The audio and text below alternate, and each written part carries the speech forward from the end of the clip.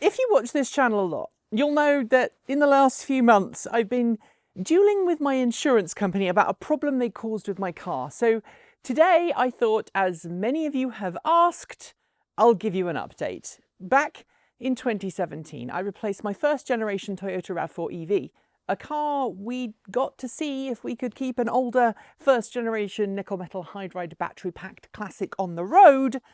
We couldn't, with a 2017 Chevrolet Bolt EV LT with comfort package. This car behind me. The dealership happily offered us a great deal on a car that would become known as Artemis because it had been driven off the transporter, and before it had even gone into the showroom, somebody at the dealership drove it into a light post in the parking lot. They fixed the damage and put the car back to new spec, but it sat on the lot for a while, even though there was technically nothing wrong with it. So when I came along in August 2017, just as the dealership was trying to clear old inventory for the new model year cars, they were more than happy to give me a substantial discount and a very affordable lease. The first registered owner of Artemis, I had a pretty fault-free couple of years, with only a nagging creaking from the suspension just before its 36,000-mile warranty expired, something we've still not got to the bottom of. That and an ABS failure which was covered under warranty and seemed related to extreme wet weather more than anything else. And yes, we did have a more recent ABS fit from the car, but again, it seemed to only happen in really nasty wet weather. Apparently, that's a fairly common fault with General Motors vehicles. Anyway, in 2019, the day I was due to give a press loaner for review we were filming of the Kia Niro EV back, a certain teenager in my family decided to borrow my car. I'd parked it at home that day because I'd driven the Niro to work, and said teen, who was still learning to drive, decided to help themselves to the keys from my wife's nightstand and skip school. Long story cut very short, it wasn't until a friend, a professional driver, who happened to be driving in the right place at the right time, noticed my car zooming past them at fairly high speeds, that I even knew my car wasn't where it should be. We were able to recover the car and the teenager safely with help from the local police. And OnStar, which tracked my car as it zoomed around the local towns at well above the speed limit.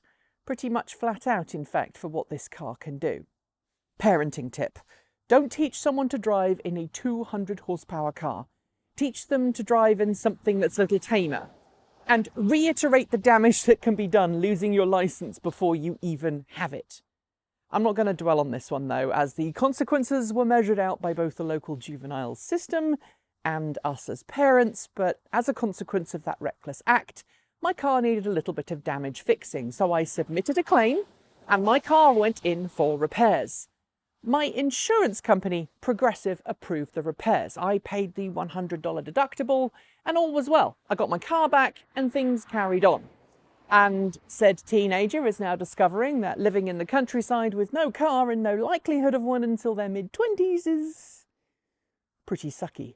Anyway, all went well until late last year when the local DMV wrote to me to ask me to fill out a series of forms related to salvage and rebuilt titled cars.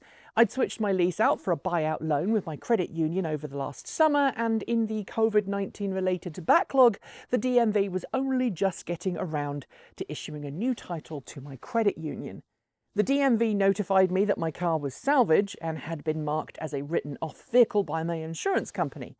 Under federal laws in the US, when a car is marked a total loss by an insurance company, that insurance company needs to report it to a federal database. It's all part of a consumer protection law, as I understand it, as well, of course, a road safety thing, because you don't want wrecked cars driving around that aren't safe. I rang Progressive, who told me that no, they hadn't marked my car as a total loss, only then to tell me a few hours later that, would you believe it, gosh darn it, someone had marked it as erroneously as a total loss.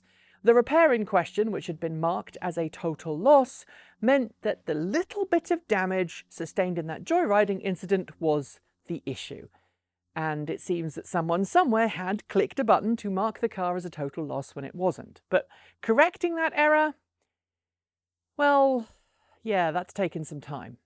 I've told Progressive that if they can't fix it, they're buying my car back from me at the total value of the car at the time of the accident. And they've furnished me with a fancy letter stating that my car was erroneously marked a total loss, something which they also sent to the local DMV, which, as I understand it, means that my car now has a title that was issued to it by my credit union, or rather issued by the DMV to my credit union.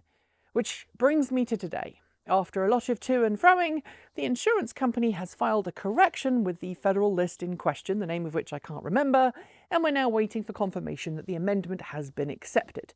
Hopefully it will be, otherwise, like I say, Progressive will be sending me a cheque, or talking to my lawyers.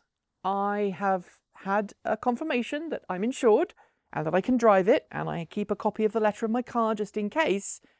I'm told it's a few more weeks, and then I will admit, if I haven't heard anything, I'm going to be less forgiving. How common is this problem? Well, it turns out more than you'd believe. The insurance company agent I spoke to suggested it was super rare, but at least 24 of you have reached out to tell me too, or words to that effect. In the case of my car, it was a rear bumper knock that was likely sustained at slow speed against a wall, so nothing that could have easily been mistaken as an actual total loss.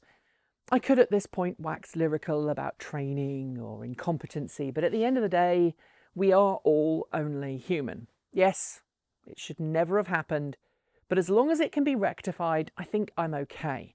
There are more important things to worry about in the long term in this planet.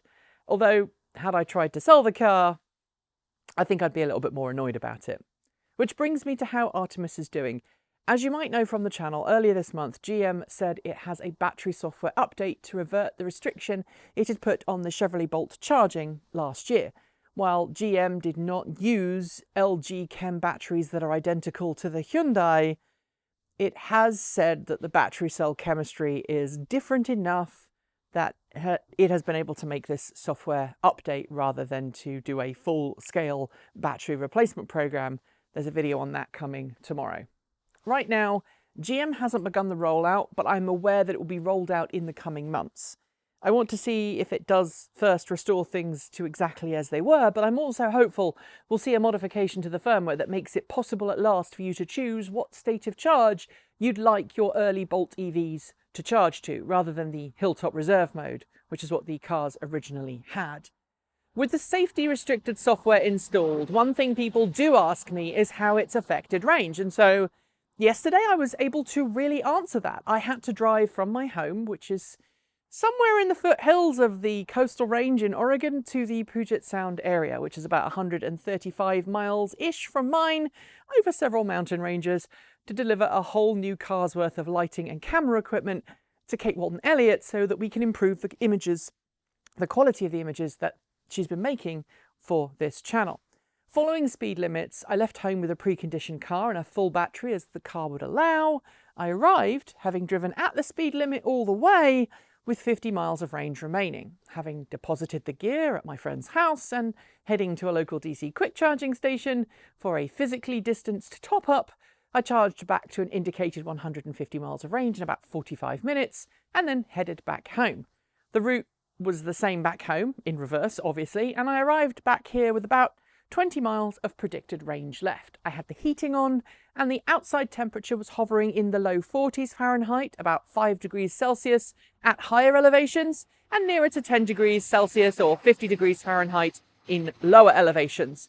I am pretty darned happy with how well that trip went. So real world right now, with 56,000 miles on the clock, I'm guessing that I could fairly easily do 180 miles, maybe 190, even with the restrictions in place.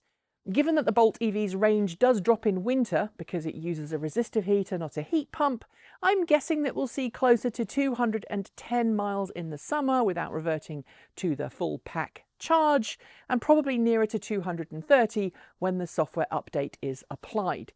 The TLDR here is that range hasn't appeared to be a major bugbear for us. As to the weird errors that both cars showed after the original update, nothing has come back since, so I'm willing to put those down to ghosts in the cell caused by the update, or maybe a rooster crowing in the background. So there you have it, an update, and hopefully I'm going to hope that both Bolts get back to full battery capacity soon. If you've had any weird side effects from your Bolt, let me know below. And make sure that if you do have an accident, your insurance company doesn't do a boo-boo like mine did. That's it for today. As always, thanks to the folks on my right for being our $15 to $49 a month Patreon supporters. Special thanks to our $50 a month patrons. That's John Lyons, Regine Fellows, Anonymous Freak, Paul Conway, Laura Sandborn, Anthony Coates, Sean Ueda, and Tesla in the Gong. And our deepest gratitude to our $100 a month Patreon supporters. Marcel Ward, Jeffrey Songster, Reggie Watts, JP Fagerback, Will Graylin, and Ian. Thank you, Sally. I really appreciated that crow. You can join all of the Patreon supporters by following the links below. You'll also find a link to send us a tip through Ko-fi or Bitcoin if you'd prefer to support us that way. I'm sure Sally the Rooster would like that. There's also a link to our Discord chat server below, which is completely free to join. And you can talk about this video and all the other videos that we make if you are feeling chatty. When it comes to swag, you will find everything from t-shirts to face masks and water bottles by heading to our Redbubble store. Thanks for joining me, and as always, keep evolving.